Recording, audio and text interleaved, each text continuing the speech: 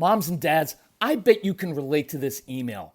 Kirk, my son is just like the kids you described in your podcast. He comes home feeling defeated after school, feeling like he isn't smart. But I got him Crunch Labs and he loves it. Building the new toy and watching Mark Rober makes him feel smart.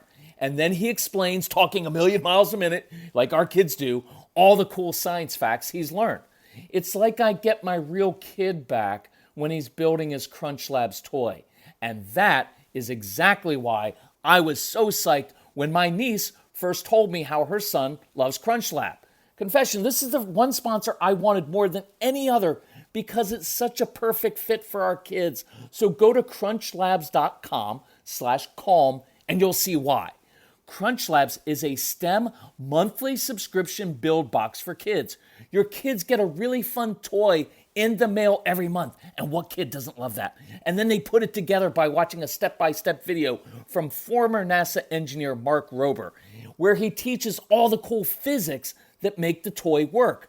Mark's passion is helping kids think like engineers. And this helps your kids develop resilience and problem-solving skills while having a ton of fun. Get your kids something they will actually love, use, and look forward to getting all throughout the coming year. Build your child's confidence now. Visit crunchlabs.com/calm and get your kids Crunch Labs today. When you bring your child home for the first time, you want a baby monitor you can trust. When you choose Stork, you choose technology trusted to monitor 10 million babies in hospitals every year. Stork continuously tracks your baby's pulse rate, oxygen saturation, and temperature. Visit MassimoStork.com to learn more. Stork, a revolutionary baby monitor, is born. Stork is not a medical device. Read and understand all product labeling. Massimo data on file. Hey everyone, this is Kirk Martin, founder of Celebrate Calm. And I know you're listening to this because you have a strong-willed child who probably just doesn't do what you want him to do. Life would be so much easier if he just would. And a lot of these kids are just different. They're odd at times. They don't respond to consequences, right? And so it's tough. And so I want to do a short podcast to share with you 5 things I just told one of my best friends. His name is Bob. Bob is a nuclear engineer. His job is to design reactor cores. But as you may guess, part of the moral of this story is that Bob has become a big nuclear reactor himself with his son. He's got 3 kids. The oldest son, who is the more challenging one, is 10. And I just had dinner the other night with Bob because I wanted to share 5 specific things with him.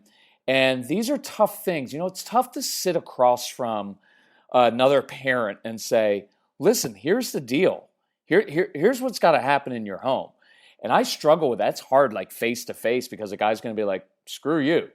And so I wanted to do a podcast because it's easier for me to say this to you, whether you're Bob or Brenda. It doesn't matter if you're a man, woman, mom, or dad. These are things that I just need to tell you because they're true. And I want to free you from the constant power struggles with your kids. So this is what I told my friend Bob. I'm just going to say it to you. Number 1, I want to release you from your own anxiety because sometimes I know your kids are difficult, but it makes you feel like you're not being a good mom or dad. And it makes you afraid for your child's future because you're thinking, if he can't follow simple directions, do one simple thing, how is he going to be successful in life, right? And that's going to cause you to react all the time. And I want you to know, these kids are different. And it's different from when we grew up. And I don't mean that that's right or wrong. It's just true. It's just the way it is. And your old approach of handling things the way that your dad did it, it's what I did too. It just doesn't work. And so I want to release you from that you don't have to do it that way. Now we're going to get to this. You don't let your kids get away with things. I'm not talking about that. But you're just going to have to do it differently. And you're going to have to just accept that. It's going to feel awkward at times. And your kids aren't always going to do exactly what you say when you say it. They're just not. They're not. Your strong-willed kids are not going to do things the way you want them done. And that doesn't always make them defiant or rebellious. That's just how you perceive it.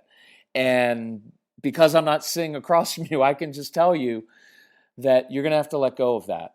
And I do want to release you. The first thing is I just want to release you from thinking, oh, am I doing something wrong? Why is he so difficult? Why won't he just listen to me? What's going to happen? So release yourself from that. Otherwise, you will become Bob the Nuclear Reactor as well. Number 2, you're justified in feeling frustrated. You are justified in feeling angry toward this child. You are justified in reaming this child, in lecturing this child, in taking away everything that he owns. You're justified in doing that. But it doesn't work and it's not helpful. It won't work. You've already done this for the last 6 months or 6 years or 16 years. It doesn't work.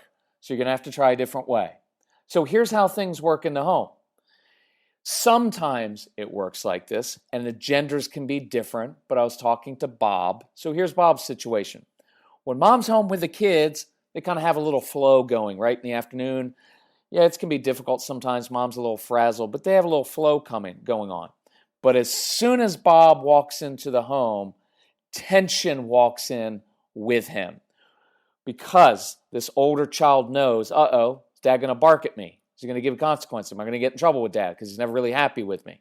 Mom tenses up because now she feels the urge to kind of go in between the two and somehow kind of manage the whole situation. But in doing so, then she gets accused of being too soft and too weak, right? And then she gets accused of undermining her husband's authority. So there's all this tension that just walks right into the home, and it changes the whole dynamic. And I get it for the Bobs and the Brandas of the world. At the end of the day, you're tired, you're frustrated, you're anxious.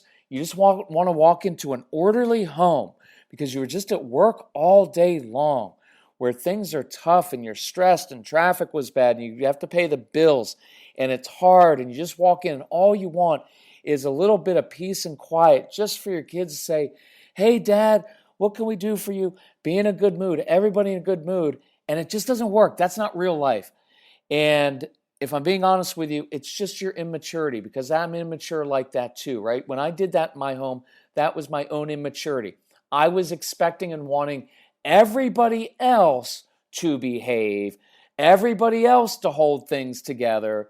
The truth was I needed them to hold it together because I couldn't hold myself together. I needed my son to behave because if he didn't behave, then guess what? I couldn't behave. And that's your issue because you are the grown adult. So stop putting it on the child who I know is difficult, but you're an adult and you're the leader in the home. And I believe you can do this. So, third thing, here's what happens. You walk in, you start barking orders, right? It doesn't work. I know your dad did that. My dad did that.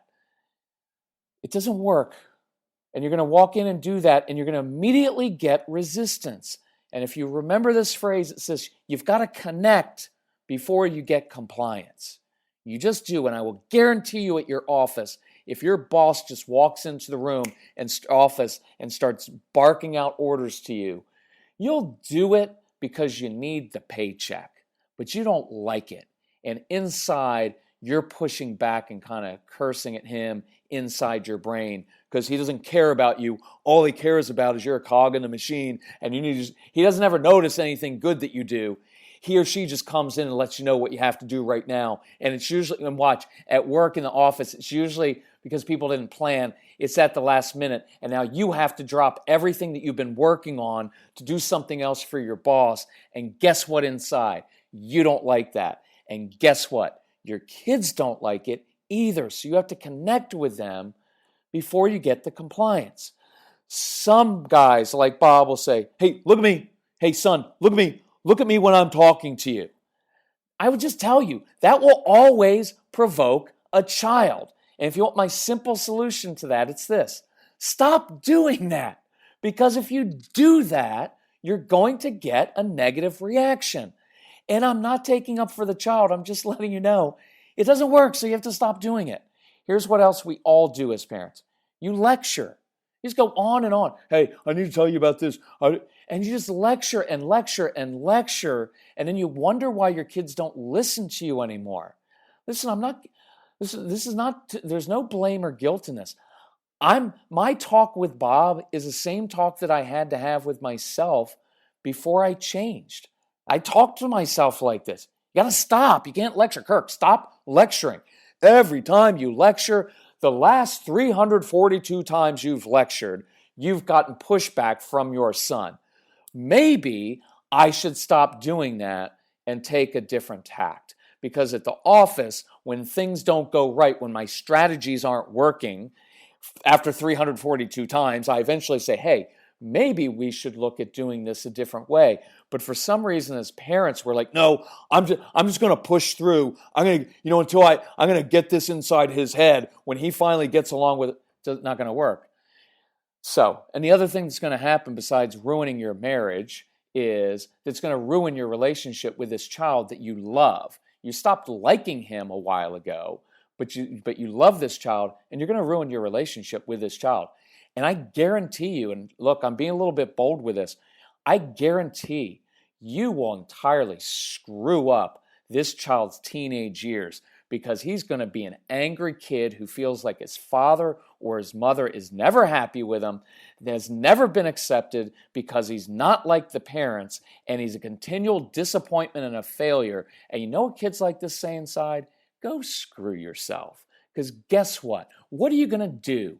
Take away my stuff?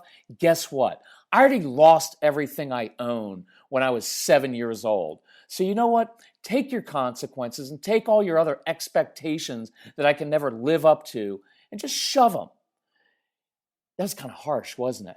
But you know what? I'm going to roll with this, and I'm going to keep this. I know that sounds harsh, and you might be angry at me, but if you look inside, you know that it's true. And look, there's no blame and there's no guilt. I'm not harping on you. For some reason, I'm recording this for you because you needed to hear this, and you needed someone to come alongside and say, hey, cut it out because it's not working. And I do this out of compassion, because one day you're going to be really horrified and saddened when you don't have this relationship. And I'm saying it like this because I did that to my own son. And my relationship with my son now is one of the most precious things and important things I have in my whole life. And I value and I cherish it. And I almost screwed it up and ruined it all. I did all this stuff. And so I'm saying it firmly because I want you to stop, because it doesn't work. Number 4, you can give consequences and you can be tough with your child. And I want you to. I don't like letting kids get away with things because we're raising an entitled generation.